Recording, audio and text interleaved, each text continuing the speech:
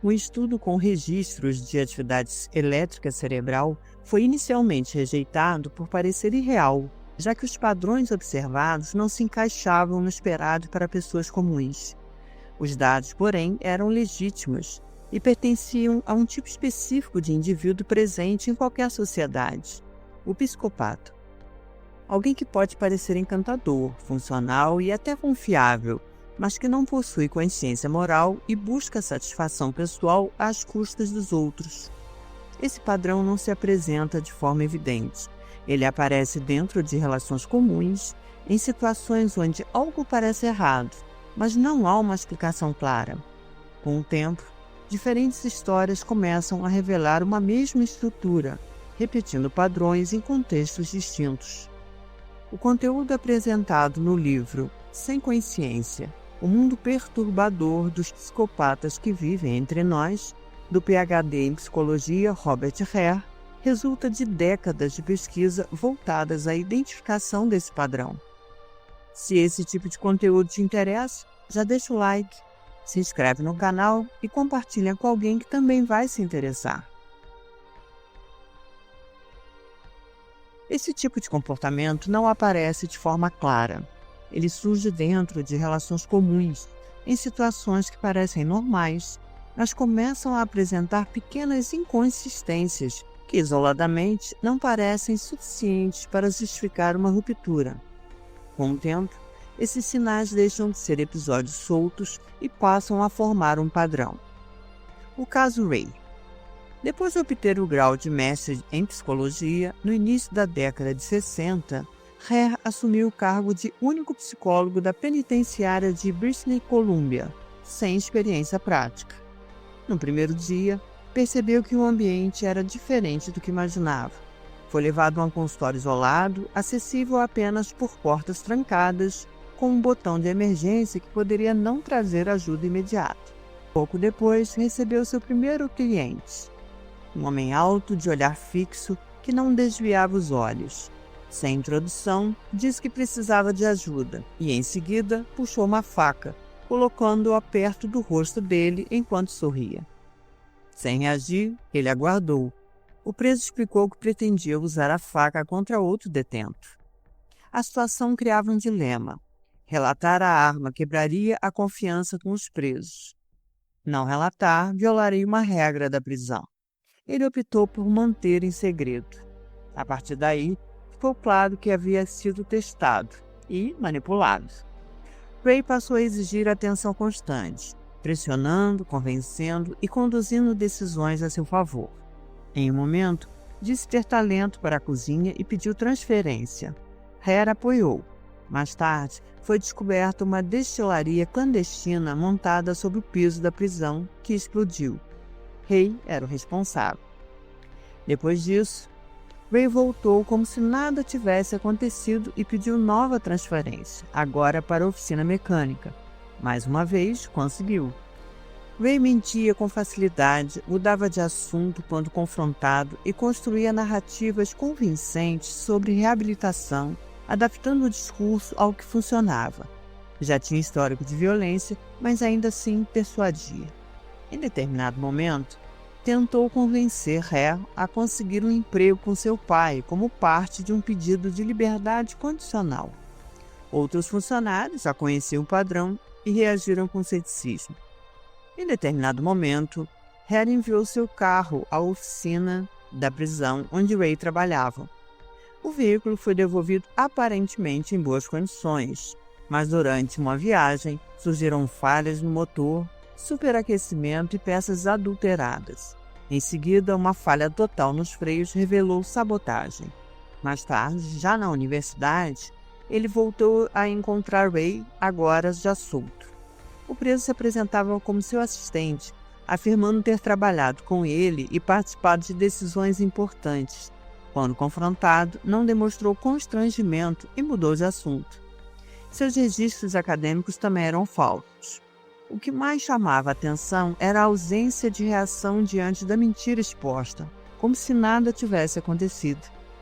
Essa experiência levou Hare a iniciar uma investigação mais profunda sobre esse padrão de comportamento. O caso As Gêmeas. No aniversário de 30 anos das gêmeas, seus pais viviam sentimentos contraditórios. O orgulho pelas conquistas de Ariel era constantemente interrompido pelas lembranças do comportamento imprevisível, destrutivo e custoso de Alice. Embora fisicamente muito parecidas desde o nascimento, eram opostas em personalidade. Ao longo dos anos, a diferença se intensificou.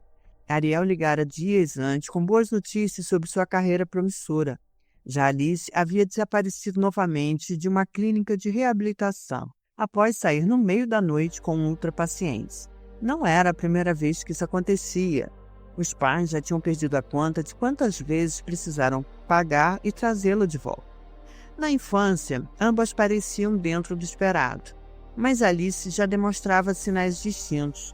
Era geniosa, irritava-se quando contrariada e, ainda pequena, sabia usar charme e comportamento afetado para conseguir o que queria, especialmente na presença de homens. Um episódio marcou sua mãe profundamente. Um gatinho das meninas foi encontrado morto, estrangulado no jardim. Ariel ficou devastada. As lágrimas de Alice pareceram forçadas. Sua mãe nunca conseguiu afastar a suspeita. As brigas entre as duas seguiam sempre o mesmo padrão. Ariel na defensiva, Alice como agressora, frequentemente sabotando a irmã. Quando saiu de casa aos 17, houve um alívio, mas fora dali, Alice mergulhou nas drogas. Tornou-se ainda mais impulsiva, explosiva e disposta a fazer qualquer coisa para sustentar o vício, incluindo roubo e prostituição.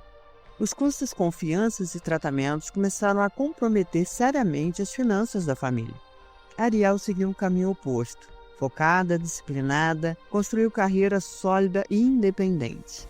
Mesmo diante de tudo, a mãe de Alice se recusava a a deixar enfrentar consequências legais sozinha. Acreditava que havia falhado como mãe, embora não conseguisse identificar exatamente onde. Revisava mentalmente a criação das filhas, buscando explicações, mas nada parecia justificar a diferença extrema entre elas. Após 30 anos, a situação permanecia inalterada. Nenhum profissional conseguiu oferecer um diagnóstico claro ou solução efetiva. Sentados à mesa, no aniversário das filhas, restava a pergunta que nunca encontrara resposta. Alice era doente ou simplesmente má?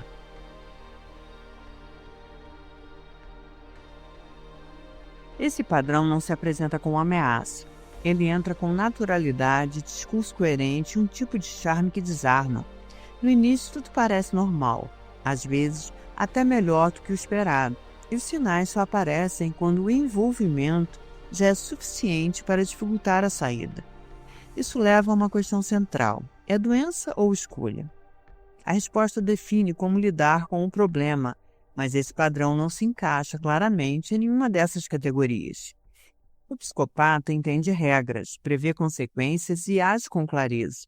O que falta não é razão, é limite interno. Um indivíduo em surto não pode compreender o que faz. Aqui há compreensão, mas não há freio.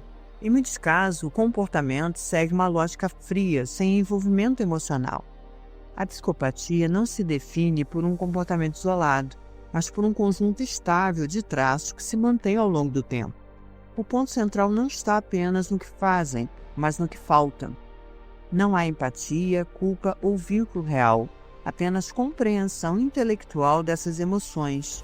Isso permite que decisões sejam tomadas sem o freio emocional que orienta a maioria das pessoas.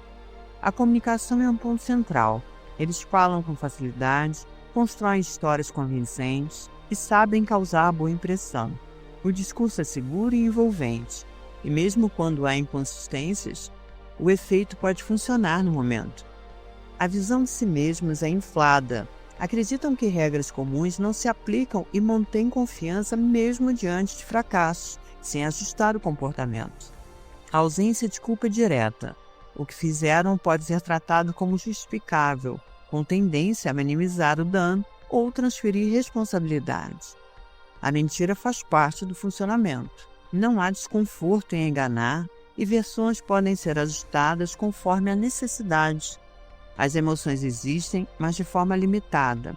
Podem ser demonstradas, mas não sustentam nem regulam o comportamento. Os termos usados aumentam a confusão.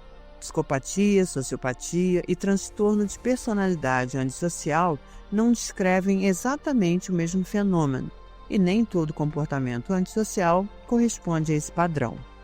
A origem não é simples.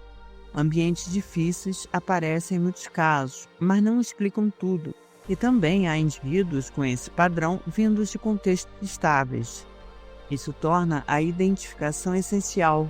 Sem isso, decisões acabam baseadas em impressão, já que o discurso pode ser convincente. As primeiras tentativas de avaliar falharam porque dependiam do que o próprio indivíduo dizia. A mudança veio quando o foco passou para o comportamento observado ao longo do tempo. A partir disso, tornou-se possível diferenciar esse padrão de outros comportamentos antissociais com mais consistência. O psicopata se diferencia menos pelo tipo de ato e mais pela estrutura por trás dele, enquanto outros ainda podem sentir culpa e ajustar o comportamento. Aqui esse freio não está presente. No comportamento, isso aparece como instabilidade contínua. Não são episódios isolados, mas um padrão em que decisões são guiadas pelo impulso e pelo que pode ser obtido no momento, sem avaliação consistente de consequências. Isso se reflete em mudanças bruscas, como abandonar empregos, romper relações ou alterar planos sem motivo claro. O foco permanece no presente e compromisso não se mantém. O controle comportamental é baixo. Pequenas frustrações podem gerar reações intensas e a responsabilidade costuma ser deslocada para fatores externos. A busca constante por estímulo e novidade, enquanto a rotina perde valor. O padrão passa a ser começar e abandonar, sem continuidade. Isso aparece em diferentes áreas, como trabalho instável, finanças desorganizadas e relações negligenciadas. Pessoas próximas podem ser usadas como recurso, sem consideração pelo impacto. Mesmo diante de consequências repetidas, não há ajuste consistente de comportamento. Esse funcionamento começa cedo, com mentiras, agressividade e desrespeito a regras, e se consolida ao longo do tempo. Elise conheceu Jeffrey no verão de 1984, em um dia em que nunca mais iria esquecer. Ela estava na praia com amigos quando bateu os olhos nele e ficou encantada com o sorriso largo. Ele veio em sua direção, pediu seu número e aquele atrevimento a deixou desarmada. E o dia seguinte, ligou e apareceu no trabalho dela. Tudo começou assim, com um sorriso. Na época, eles trabalhavam em uma creche. Jeffrey aparecia no intervalo, no almoço e no fim do expediente. Sempre que ela saía, ele estava lá. Dizia pouco sobre si, afirmava ser cartunista, em busca de oportunidades. Às vezes tinha dinheiro, outras vezes usava o dela. Não tinha endereço fixo e suas roupas eram emprestadas. Elise o achava engraçado. Depois percebeu que o humor funcionava como chamariz e distração enquanto ele consumia sua vida. Jeffrey falava sem parar, descrevendo ideias e planos que nunca se concretizavam. Quando questionado, desconversava. Agora estou envolvido em algo maior. Um dia, durante o almoço, foi preso. Elise foi visitá-lo. Segundo a polícia, ele vendera a câmera de um amigo. Ela não acreditou, mas o juiz sim. Havia outras investigações e ele acabou preso. Mesmo na prisão, manteve controle sobre ela. Escrevia com frequência, falando dos talentos, planos e da vida que teriam juntos. Prometia sucesso e dizia amá-la. Elise se deixava levar e pedidos de dinheiro não despertavam desconfiança. Após 8 meses, saiu e foi direto para a casa dela. As colegas do quarto não se impressionaram. Ele fez proposta indecorosa a uma e entrou na cama de outra enquanto dormia, segurando-a e se divertindo com medo. A convivência rapidamente se tornou insustentável. Ficou claro que não pretendia trabalhar nem sair.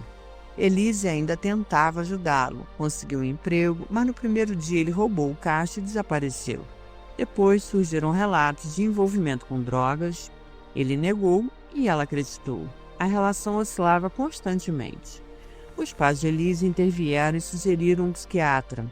Eles desconfiavam daqueles olhos vazios, mas o profissional não viu o problema e descreveu Jeffrey de forma positiva. Ao perceber isso, ele decidiu encerrar o relacionamento. Fora do consultório, disse que estava tudo acabado. Ele assegurou e afirmou que nunca a deixaria partir. Dias depois, ela se mudou e Jeffrey passou a persegui-la. Mandava mensagem dizendo que iria se matar. Depois queria matá-la. Invadiu o apartamento e a agarrou. Mas a chegada do irmão dela interrompeu a situação. Ao vê-lo, Jeffrey se acalmou imediatamente, sorriu e foi embora. E nunca mais voltou. Anos depois, ele soube que ele havia sido preso por roubo, fraude e tentativa de agressão. O caso de Jeffrey indica que o problema não está na falta de informação ou inteligência, mas na ausência de um mecanismo interno que regule seu comportamento. O envolvimento ocorre rápido, criando vínculos antes de uma avaliação cuidadosa, mesmo com sinais como inconsistências e comportamento instável. Mesmo diante de eventos graves, o vínculo pode se manter, seguindo um ciclo de aproximação, exploração, afastamento e retorno. Quando o controle externo falha, o comportamento muda. O charme pode dar lugar à intimidação, ajustando-se novamente conforme o contexto. Não há conflito interno consistente. As regras são compreendidas, mas não funcionam como limite, e a punição não produz aprendizado duradouro. O comportamento permanece orientado pelo ganho imediato, com outras pessoas tratadas como meios. Enquanto a maioria segue regras, mesmo sem benefício direto, aqui elas só são seguidas quando há vantagem. Esse funcionamento, em alguns contextos, pode passar despercebido, o que facilita sua continuidade. Nem todo criminoso é psicopata, e nem todo psicopata comete crimes, mas há presença relevante desse perfil, especialmente em casos mais graves. A ausência de limites internos favorece a repetição, com decisões voltadas ao ganho imediato, mesmo diante de consequências severas. A violência pode ser usada como meio para obter algo, responder a frustrações ou impor controle, sem depender de emoção intensa. Após esses atos, não há, em geral, arrependimento. As reações tendem a ser indiferença, sensação de poder ou satisfação. Diferente da maioria, em que a violência costuma estar ligada a contextos emocionais, aqui ela pode surgir em situações comuns e ser direcionada a desconhecidos. A violência sexual segue a mesma lógica de controle e objetificação, aparecendo com frequência em casos de reincidência. Nos casos de violência doméstica, também há presença relevante, o que dificulta intervenções, já que a participação em programas nem sempre envolve intenção de mudança. A previsão de comportamento violento não é absoluta, mas se torna mais consistente quando se considera histórico e padrão de funcionamento, sendo utilizada em decisões do sistema de justiça. Com o tempo, pode haver redução na frequência dos crimes, principalmente os não violentos, mas isso não indica mudança estrutural. Os traços permanecem e o comportamento pode apenas se tornar menos visível ou mais adaptado.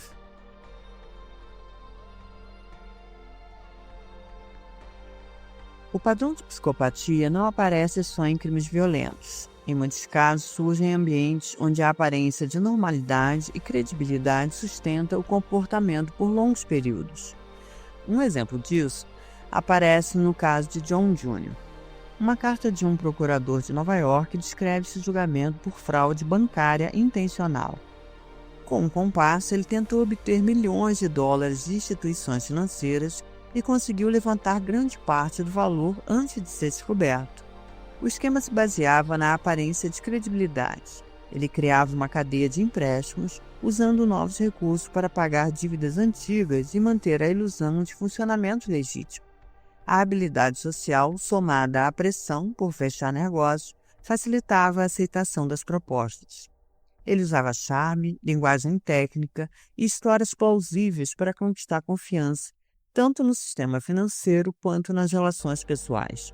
Forjava documentos, envolvia pessoas em projetos inexistentes e explorava vínculos que pudessem gerar vantagem.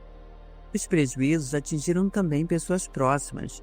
Ele convenceu a própria cunhada a assinar uma promissória milionária com base em informações falsas, deixando a dívida em nome dela. Mesmo após condenações, o padrão continuou. Em liberdade, voltou a se envolver em novos esquemas e as declarações de arrependimento não correspondiam ao comportamento. Durante o julgamento, se apresentou como profissional legítimo, negou problemas anteriores e descreveu a si mesmo de forma incompatível com o próprio histórico. Esse padrão já aparecia antes, com mentiras, desvio de dinheiro e manipulação, mantendo-se consistente ao longo do tempo. Esse tipo de caso mostra um funcionamento baseado na construção de credibilidade. A fraude depende da confiança e se sustenta enquanto ela não é questionada.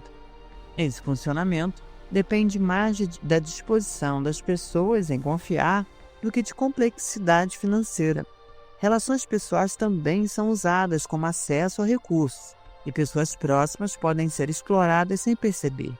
Mesmo quando o comportamento é exposto, não há mudanças consistentes. O padrão continua com adaptação para seguir operando. A confiança facilita esse processo, reduzindo o nível de questionamento e ampliando as possibilidades de exploração. Esse padrão pode aparecer em diferentes áreas. A pessoa constrói uma imagem confiável, atua por um período e, diante das inconsistências, abandona um ambiente e recomeça em outro. Em contextos com pessoas mais vulneráveis, o impacto tende a ser maior. Alguns conseguem operar por longos períodos sem serem presos, mantendo a aparência de normalidade enquanto continuam explorando o sistema.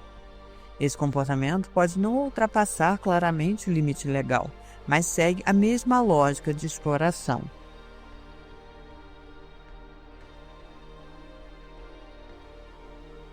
Depois que tudo termina, surge a dúvida de como aquilo fez sentido no momento. Durante a interação, a fala parece coerente e convincente, e só depois as contradições ficam claras. Isso não depende de ingenuidade, mas da forma como o discurso se mantém contínuo, sem revisão, permitindo que ideias contraditórias surjam em sequência sem serem percebidas. O significado das palavras é compreendido, mas sem conteúdo emocional, o que permite que declarações afetivas coexistam com comportamentos agressivos sem gerar conflito interno. A linguagem passa a funcionar como ferramenta, ajustando-se ao interlocutor e à situação. Esse funcionamento sustenta a interação. A forma, a aparência, a postura, o ritmo da fala têm mais peso do que o conteúdo, o que faz com que inconsistências passem despercebidas. Ao mesmo tempo, a leitura precisa de vulnerabilidades, como solidão, insegurança ou necessidade de aprovação. A resposta se ajusta a isso, criando um vínculo rápido que sustenta a dependência. O padrão tende a seguir uma sequência de aproximação, dependência, exploração e afastamento. Mesmo quando surgem sinais de problema, eles podem não ser reconhecidos porque a percepção se altera. A agressão pode ser interpretada como intensidade, a manipulação como cuidado e a inconsistência deixa de ser questionada, mantendo a relação. Em alguns casos, ocorre inversão de responsabilidade e a pessoa passa a se ver como causa do problema. A comunicação também pode se afastar do foco. Perguntas diretas geram respostas que desviam do ponto central, mantendo a fluidez e o controle da interação. Mesmo assim, o discurso se mantém próximo da realidade, usando elementos verdadeiros, o que sustenta a credibilidade no momento. O resultado é uma interação que funciona enquanto acontece, mas perde consistência quando analisado. Nas relações próximas, o impacto permanece mesmo após o contato, com confusão e dificuldade de compreender o que aconteceu. Ainda assim, o risco pode ser reduzido ao reconhecer que a interação não segue regras comuns e que vulnerabilidades influenciam o processo. A partir disso, é possível limitar o alcance da sua ação, mesmo sem eliminar completamente o risco. A ideia central é que alguns indivíduos apresentam desde cedo traços que não seguem o desenvolvimento esperado. Não surge como fase, mas como um padrão que se mantém ao longo do tempo. Há casos em que isso aparece ainda na infância, com mentiras frequentes, manipulação, ausência de culpa e pouca resposta a punições. Os pais percebem que algo não está certo, mas não conseguem identificar a origem nem mudar o curso. Os sinais incluem agressividade, falta de empatia e de respeito constante a regras, podendo chegar a comportamentos mais graves. Esses traços não surgem de forma repentina na vida adulta. Os modelos clínicos não explicam completamente esse perfil. Descrevem comportamentos, mas não captam o núcleo do problema, como ausência de culpa e dificuldade de formar vínculos. Isso leva a intervenções fragmentadas, enquanto o padrão permanece e a mudança se torna mais difícil com o tempo. Em muitos casos, esse funcionamento já está consolidado na adolescência, podendo aparecer sem histórico claro de trauma ou ambiente disfuncional. Isso leva à questão central: de onde vem esse padrão? As explicações seguem duas linhas: fatores biológicos e genéticos, que influenciam desde cedo a percepção emocional e o ambiente, como abuso, negligência ou instabilidade. Nenhuma dessas explicações isoladamente é suficiente. Experiências difíceis aumentam o risco, mas não determinam o padrão, e também há casos em ambientes estáveis. O modelo mais consistente considera a interação entre predisposição e ambiente. Fatores biológicos formam a base, enquanto o ambiente influencia a forma como isso se manifesta. Isso explica por que indivíduos com traços semelhantes podem seguir caminhos diferentes, desde o comportamento criminoso até a exploração dentro da legalidade. O ambiente molda a expressão, mas não cria o núcleo do problema. Esse entendimento também altera a forma de interpretar a responsabilidade dos pais. Não há evidência de que o psicopata seja resultado direto da criação, embora o contexto influencie o comportamento. Sem reconhecimento, intervenções falham e o comportamento tende a se repetir. Além do nível individual, há influência do contexto social. Ambientes que toleram comportamentos antissociais aumentam a chance de manutenção deste padrão. O problema envolve a interação entre características individuais e o ambiente em que elas se desenvolvem. Famílias tentam lidar com o problema por diferentes caminhos, como disciplina, terapia e acompanhamento médico, mas mesmo com a intervenção contínua, o comportamento pode não mudar ao longo do tempo. A explicação mais comum parte da ideia da falta de controle ou tratamento inadequado, mas isso depende do reconhecimento de um problema e do desejo de mudança, algo que não está presente no psicopata. O indivíduo não se vê como alguém que precisa se ajustar. Suas ações são percebidas como lógica e o ambiente passa a ser tratado como espaço de disputa. Isso ajuda a entender por que intervenções não produzem resultados consistentes, já que partem de premissas que não se aplicam a este funcionamento. Um fator central é a baixa sensibilidade ao medo e à ansiedade, o que reduz o efeito de punições e favorece a repetição do comportamento. Na terapia, isso pode aparecer como participação estratégica, em que o ambiente é usado como mais uma forma de adaptação. Em alguns casos, não há mudança, mas refinamento. A compreensão emocional aumenta, mas passa a ser usada para manipular com mais eficiência. O mesmo ocorre em programas institucionais, com baixo engajamento e alta reincidência. Intervenções precoces podem gerar melhora em ambientes controlados, mas dificilmente se mantêm fora dessas condições. Além disso, relatos de melhora são difíceis de validar, pois não é possível diferenciar mudança real de adaptação ao contexto. Diante disso, o foco muda. Em vez de transformação, passa-se a priorizar regras claras, consequências consistentes e redução das vantagens do comportamento. Ainda assim, os resultados são limitados. Para quem convive com esse padrão, tentativas de adaptação ou concessão não produzem mudança estrutural e podem reforçar o comportamento.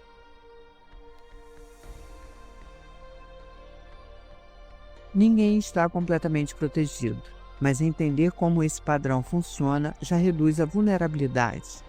A forma de apresentação costuma ser convincente, desviando a atenção do conteúdo e fazendo com que a reação se baseie mais na impressão do que no que está sendo dito.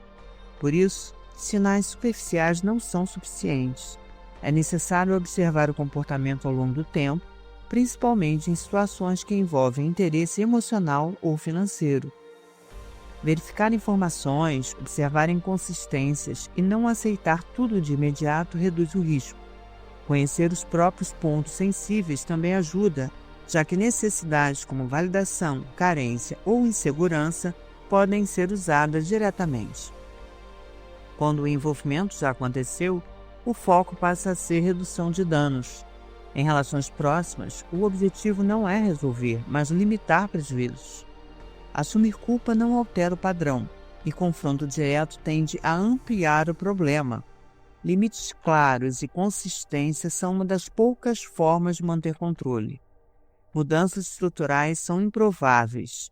Insistir em ajustar a situação tende a aumentar os danos, e, em muitos casos, a saída envolve assumir o controle das próprias decisões. O apoio externo pode ser necessário, já que lidar com isso sozinho aumenta a confusão. A dificuldade está em reconhecer o padrão, enquanto tudo isso parece normal. Eles não se apresentam como ameaça e, por isso, passam despercebidos. Agora me diz, você já conheceu alguém que parecia completamente normal, mas depois percebeu padrões como esses em suas atitudes? Eu agradeço a você por chegar até aqui.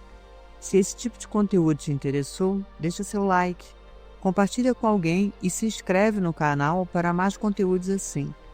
Na tela estão aparecendo 2 vídeos que podem te interessar. Clica num deles e me encontra lá.